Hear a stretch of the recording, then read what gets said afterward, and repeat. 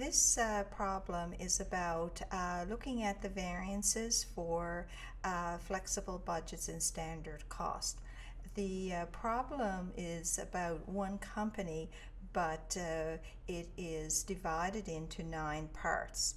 So the idea here is with this problem is to drill down to find out more information about why there are variances between the budget and actual. So as we go through the problem, make sure you open up your question and you have this information here in front of you as we work through each of the 9 parts. So part 1, we are asked to calculate the predetermined the standard predetermined variable manufacturing overhead rate, and you'll see the formula is set out here for you. So what we're going to do is first of all find this information. So your static budget variable overhead is 60,000, so we'll see it's 60,000, and we'll just key in our 60,000. And the budget quantity allocation base is going to be your direct labor hours. We're told here in the problem that the company allocates manufacturing overhead, that's both fixed and variable, based on standard direct labor hours. So the standard or static hours are 12,000. So it works out that the predetermined variable overhead rate is $5 per carton. Okay, so now we're going to move along and part 2. So part 2 is asking us basically to do the same thing, but here we're looking at calculating the standard predetermined fixed manufacturing overhead rate. And again, your fixed overhead budget cost is 48,000, so we'll put in 48,000 here, and your allocation base still remains as direct labor, so we just enter in our 12,000 here. So that gives us $4 per carton for fixed manufacturing overhead. And on a combined basis, your total manufacturing overhead rate, both fixed and variable, 5 plus 4 equals 9, so it's $9. Okay, the next one, part 3.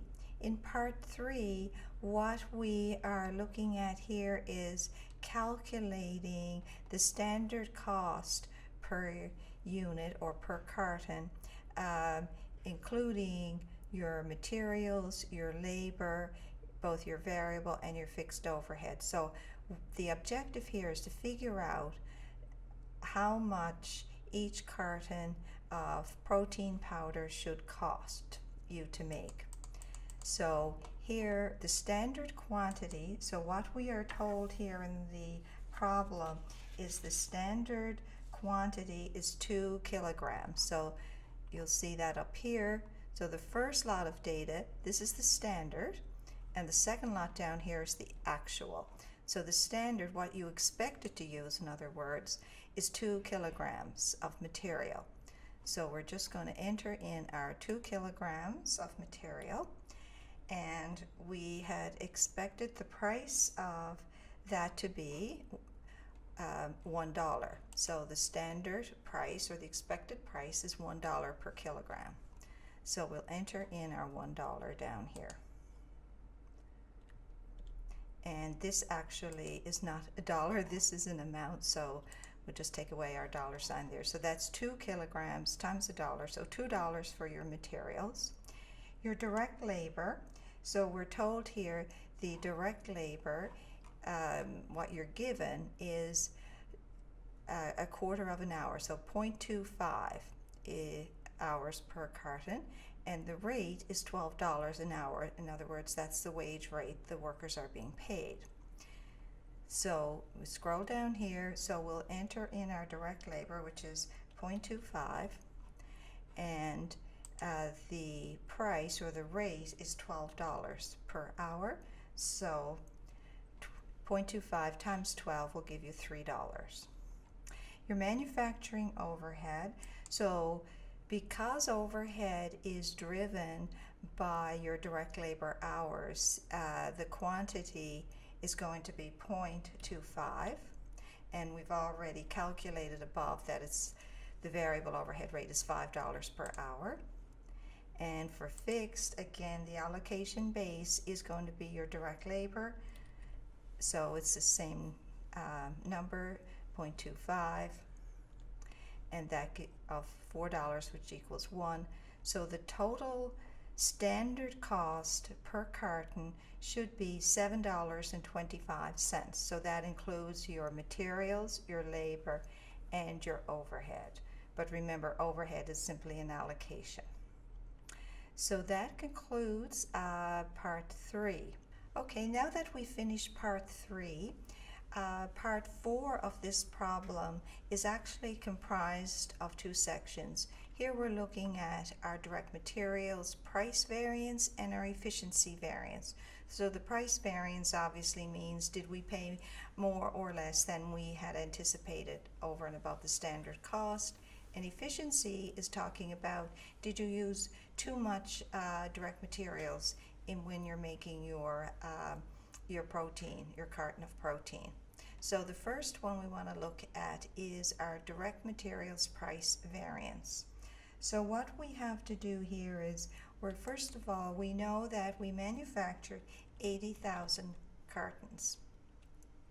And the actual price that we paid for the number of kilograms that we put in to each of those cartons, we're told it's 2.5. So this is actual. We made 80,000 units, and we used 2.5 kilograms per unit. So now what we want to do here is we want to look at the impact on price. So first of all, you're told that the actual price you paid per kilogram is $1.50, but the standard price, or what you had expected to pay, was actually $1. And the total impact on the bottom line here was the 200,000 kilograms of material. So given the fact you used 200,000 kilograms of material and you paid an extra 50 cents more than you had planned per kilogram, this is going to give you an unfavorable variance of $100,000. So that's the price variance. The next part of this problem is to figure out what the efficiency variance is. So the next thing that we're going to do here is we are going to look at what is the standard quantity of direct materials allowed for the actual output. So given that you made 80,000 units or 80,000 cartons, and we know we should have used only 2 kilograms of materials per carton, so 2 kilograms. So we should have only used 160,000 kilograms of material, but what we actually used, which we've just calculated up here, was 200,000 kilograms. And compare that to 160,000, and the price, what you should have paid, is $1. So the impact here is $40,000 negative. So when you're looking at efficiency, you are looking at how much materials you actually use, which is the 200, compared to what you should have used, which is the 160,000. And to get the financial impact of that, you're going to multiply that by the standard rate, not the rate you actually paid, but the standard rate. So that will give you 40,000 unfavorable. So our total flexible budget, materials budget variance is 140,000. So we had a negative materials price variance. Our materials cost us $100,000 more than it should have, and we used more kilograms of materials than we should have, and that cost $40,000. So the total variance for our unfavorable variance for our direct materials is $140,000. That concludes part 4. Okay, this is section 5 or part 5 of this problem, and here we are going to be calculating your direct labor price variance. So we're looking at the actual price per unit minus the standard price times the actual quantity. So that's your formula. So the first thing we need to know is our standard quantity allowed. So what we are going to do here is we're going to look at how much should we have used. So we have our 80,000 cartons, and we know that our direct labor, the time that we spent, is the hours per carton. We actually spent a half an hour, whereas we had been anticipating spending only a quarter of an hour. So 0.5. So we'll go back down here. So for the 80,000 cartons, and we spent a half an hour per carton, so that's 40,000 hours that we have spent. So now what we want to do is compare the actual price. So the actual price or labor rate is $15 per hour, and we had been told that we expected our standard rate per hour to be $12. And the financial impact of that, so you had a $3 difference in terms of the hourly rate, and we want to find out what the actual financial impact is, so we have to multiply that by the number of hours, which is 40,000 that you've just calculated. So here you can see that increase in the wage rate from $12 an hour to $15 an hour had $120,000 unfavorable variance. Okay, that's part 5. So now we want to look at part 6. So in part 6, you're looking at your direct labor efficiency variance. So again, here, similar to your direct materials efficiency variance, you're looking at, did I use more labor hours than the standard than I should have used for that level of output?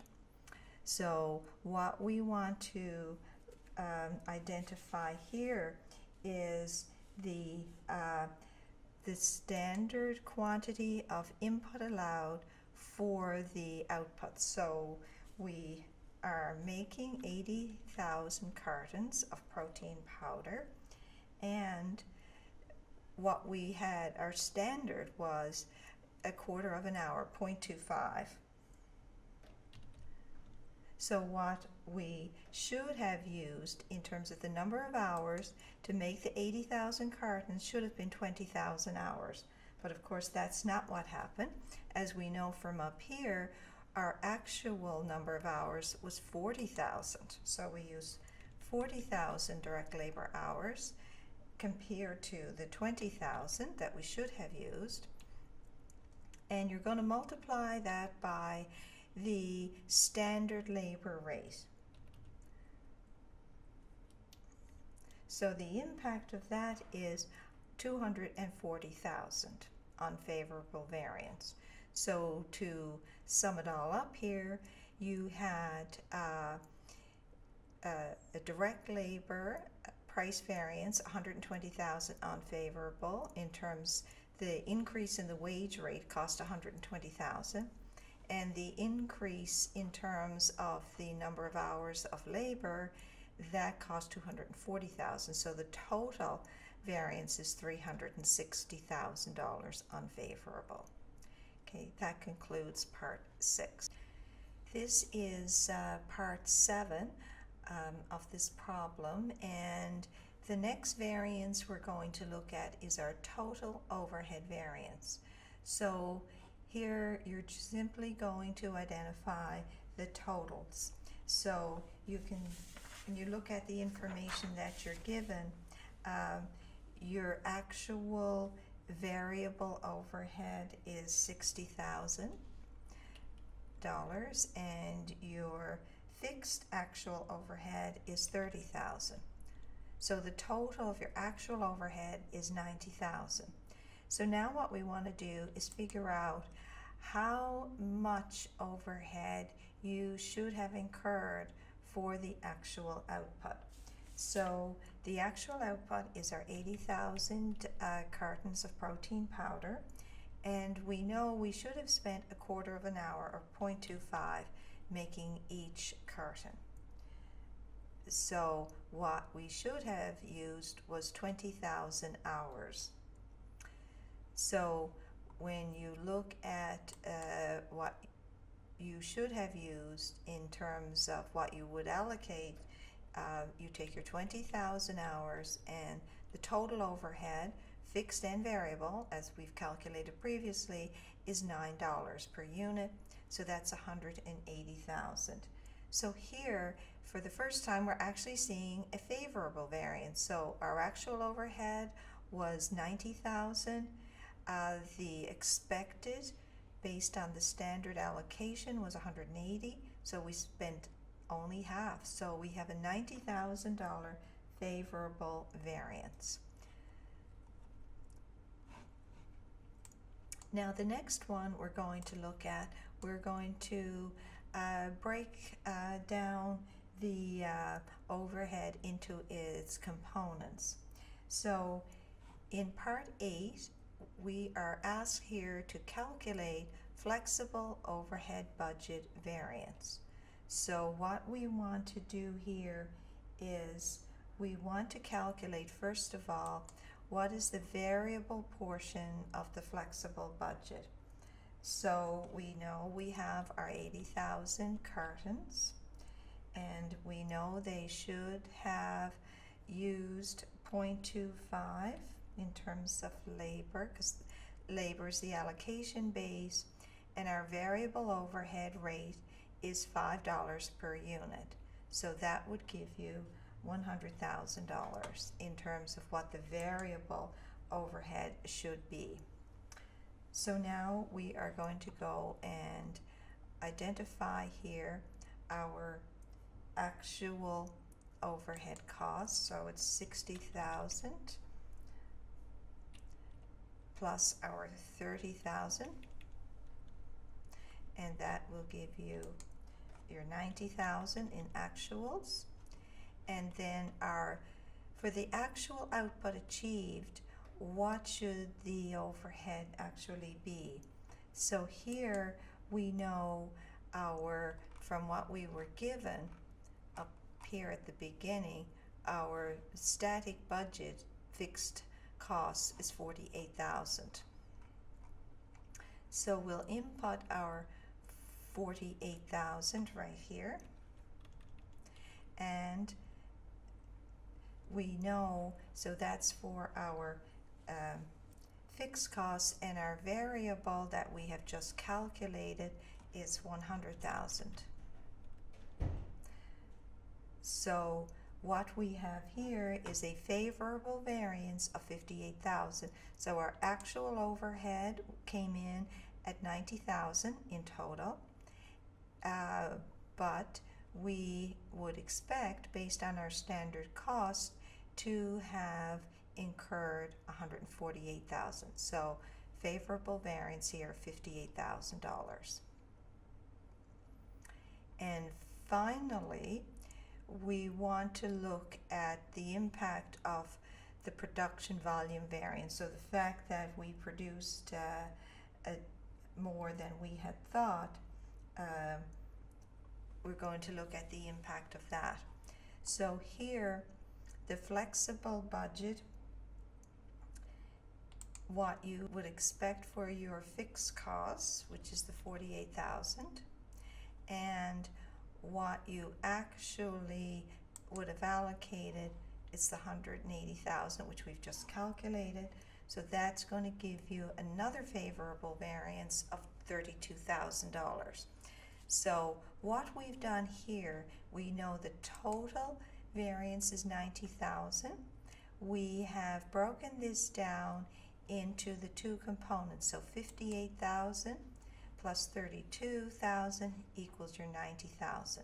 So you have now, through these 9 parts of the problem, you've identified all the various components of the variances for direct materials, for direct labor, and for your overhead.